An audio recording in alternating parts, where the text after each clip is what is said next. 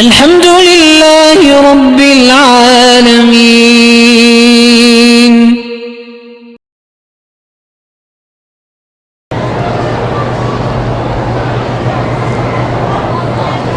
کہتے ہیں کہ ہماری یونیورسٹی جو ہے اس کا جو بیسمنٹ ہے نیچے انڈر گراؤنڈ اس میں مسجد بنی ہوئی ہے، اوپر گرلز کالج ہے، کوئی بات نہیں، ٹھیک ہے، نماز ہو جاتی ہے۔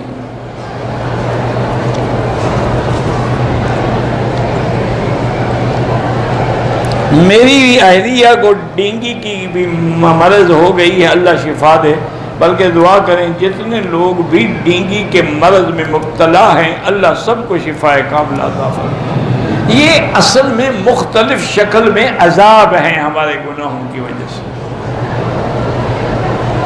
کہ کبھی جیسے حضرت موسیٰ علیہ السلام کا بھی پڑھیں گے نا آپ دیکھیں، کبھی مینڈک نکل آئے، کبھی خون نکل آیا، کبھی مچھر نکل آئے، یہ وہی عذاب ہے، لیکن ہم سنبھلتے پھر بھی نہیں ہیں۔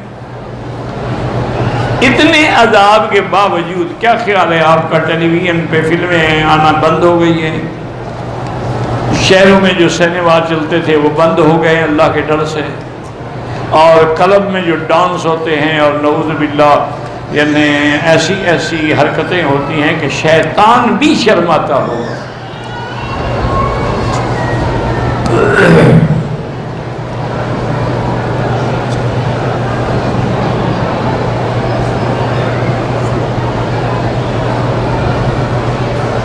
بہرحال یہ تو آپ حضرت مولانا طارق جمیل صاحب سے پوچھیں، ویسے دعا کریں، ان کو تکلیف ہے، اللہ ان کو شفا کاملہ عطا فرمائے۔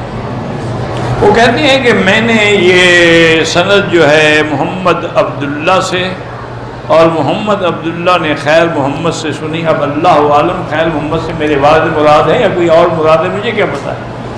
خیر محمد تو کئی نام ہیں، جیسے ہمارے بزرگوں میں حضرت مولانا خیر محمد جلندری بھی تھے، خیر المدارس ملتان والے، بہت بڑا ان کا مقام تھا۔ تو یہ تو آپ ان سے پوچھ سکتے ہیں نا کہ بھی خیر محمد سے مراد کیا ہے۔ باقی بہرحال وہ بڑی بیماری میں ہیں بیچارے، اللہ پاک ان کو شفا کاملہ عطا فرمائے۔ مجھے جہاں تک پتہ ہے وہ کینیڈا میں زیر علاج ہیں، اور کہتے ہیں کہ اس بیماری کا اور پوری دنیا میں کہیں علاج ہی نہیں ہے۔ اللہ امتحان، یہ بھی امتحان ہے، اللہ والوں کے لیے امتحان ہوتا ہے، گناہ گاروں کے لیے سزا ہوتی ہے۔